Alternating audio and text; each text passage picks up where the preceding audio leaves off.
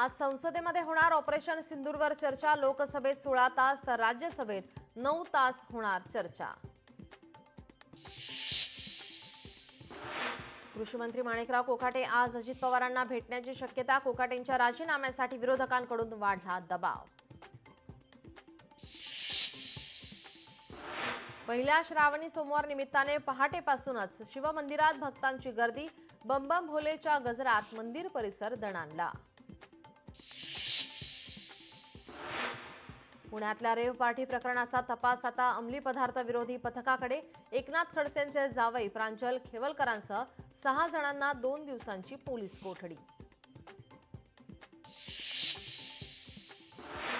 सामाजिक कार्यकर्त्या अंजली दमानी यांनी राष्ट्रवादी काँग्रेसचे माजी प्रवक्ते सूरज चव्हाणांविरोधात दाखल केलेल्या मानहानीच्या दाव्यासंदर्भात वांद्रे कोर्टात आज होणार सुनावणी।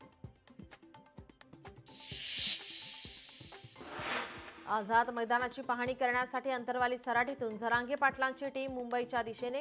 29 ऑगस्टला मराठा समाजाचा मुंबईत आंदोलनाचा इशारा। कोकणासह विदर्भ पश्चिम महाराष्ट्राला पावसाचा अलर्ट। राज्यात अनेक भागात पावसाचा जोर कायम।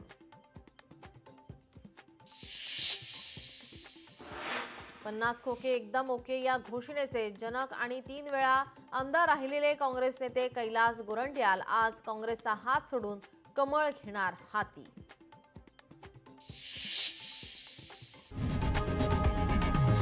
लोकशाही मराठी ऐका, पहा, जागरूक रहा।